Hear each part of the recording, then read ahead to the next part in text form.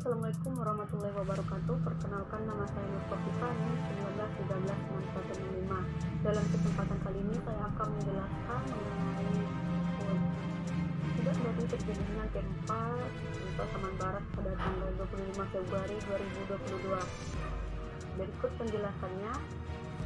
Salah satu kabupaten yang berada di Provinsi Sumatera Barat, Indonesia, secara geografis Kabupaten Pasaman Barat terletak antara 00 derajat 33 derajat lintang utara sampai 00 derajat sampai 11 derajat lintang selatan dan 99 derajat sampai 100 derajat ujung timur. Secara umum, topografi daerah Kabupaten Pasaman Barat adalah datar dan sedikit bergelombang, sedangkan daerah bukit dan bergunung hanya terdapat di Kecamatan Talamau dan Gunung Sule. Ketinggian daerah bervariasi dari 0 sampai 913 meter di atas permukaan laut. Wilayah datar dengan kemiringan 0 sampai 3%, datar bergelombang dengan kemiringan 3 sampai 8%, berombak dan bergelombang dengan kemiringan lereng 8% sampai 15%, serta wilayah bukit bergunung dengan kemiringan lereng di atas 15%.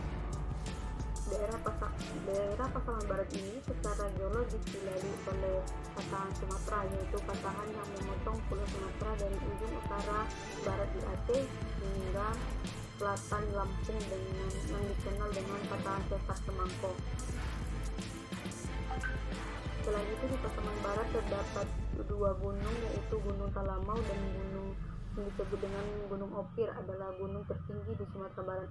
Gunung ini memiliki ketinggian 2.920 meter dan termasuk dalam tipe gunung api yang tidak aktif. Akan tetapi pada saat kejadian gempa 25 Februari 2002 di Pasaman Barat kemarin, gunung ini sempat mengeluarkan asap. Selain Gunung Talamau, di Pasaman Barat juga terdapat Gunung Pasaman. Gunung Pasaman adalah gunung yang terletak di Kabupaten Pasaman Barat, Provinsi Sumatera Barat, yang berdampingan dengan Gunung Talamau.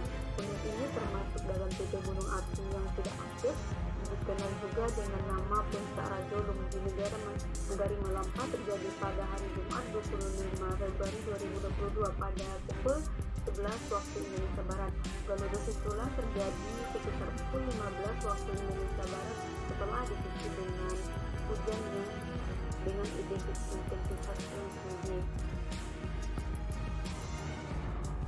Sedangkan pada aliran Sungai Batang Lapang dan Sungai Batang Nanggo, Negari Kajai, Kecamatan Talamau, Kabupaten Pasaman Barat, berada morfologi berada pada lereng Gunung Talamau sebelah barat laut dan tenggara.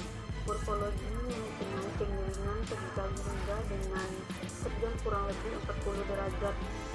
Longsor banyak terjadi pada cerukan atau lembah Sungai Bumulu. Material longsoran menutup aliran sungai yang membentuk atau memicu galodo. Berdasarkan peta geologi di Lubuk Kaping, Sumatera Barat, daerah gerakan tanah termasuk dalam endapan gunung api Talamau yang tersusun oleh aliran lava, lahar, dan tuk. Satuan ini diperkirakan berumur Holosen sampai Pleistosen yang diendapkan di lingkungan darat tanah pelapukan bersih. Berikut dapat disaksikan bagaimana kejadian galodo tersebut pada video berikut ini.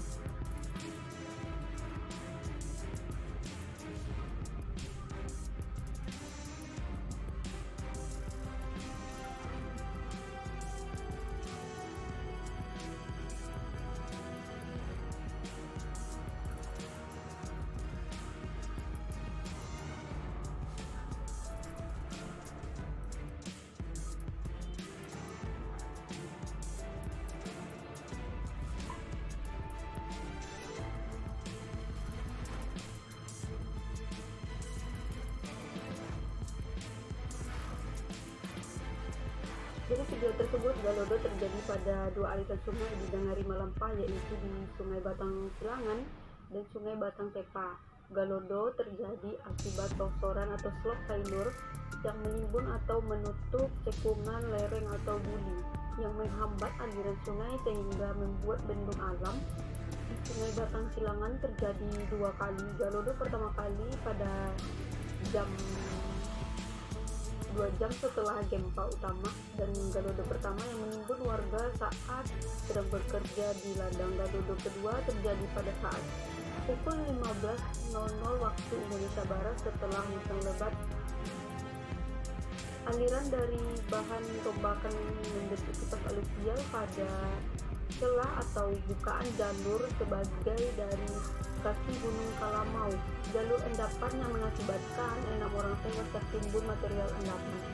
4 rumah dan 1 musola yang berada di dekat jalur Sungai Cilangan dilaporkan rusak parah dan 1 jalan terputus. Material rombakan atau debris merupakan material endapan vulkanik berupa tub, lahar, dan larva dari Gunung Kalamau serta kayu dari pepohonan yang tumbang. Material berukuran bongkah hingga pasir atau lumpur dengan tebal endapan hingga 3 meter di bagian kipas aluvial, sedangkan luapan air debris mencapai puluhan meter dari jalur air semula. Terkait peristiwa gempa Pasaman dan Pasaman Barat, maka ada beberapa catatan penting untuk diambil sebagai pelajaran berharga. Pertama, menjadikan gempa sesar aktif sebagai ancaman nyata kewaspadaan kita terhadap ancaman sumber gempa megatrust. Jangan sampai melupakan ancaman sesar aktif yang sumbernya dekat dengan permukiman. Yang kedua, upaya identifikasi jalur sesar aktif harus terus dilakukan. Di Indonesia masih banyak sesar yang aktif yang belum terpetakan sampai saat ini.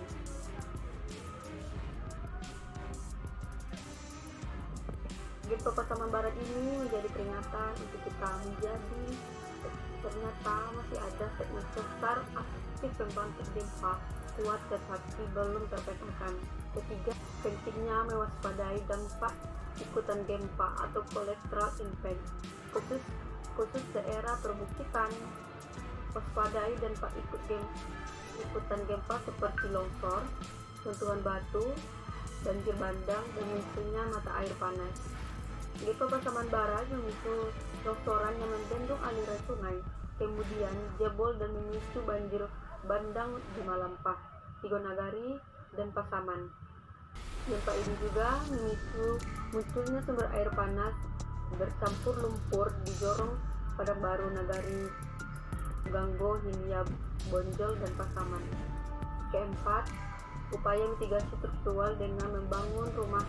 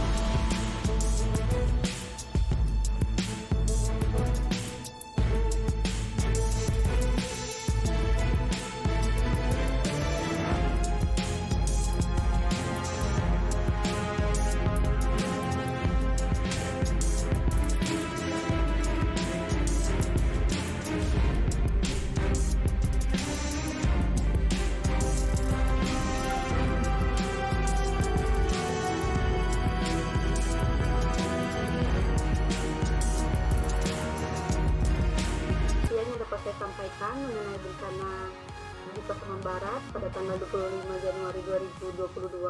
Apabila ada kesalahan kata dan ucapan, saya mohon maaf. Terima kasih telah menonton video saya. Semoga dapat bermanfaat untuk yang menonton dan untuk diri saya sendiri. Assalamualaikum warahmatullahi wabarakatuh.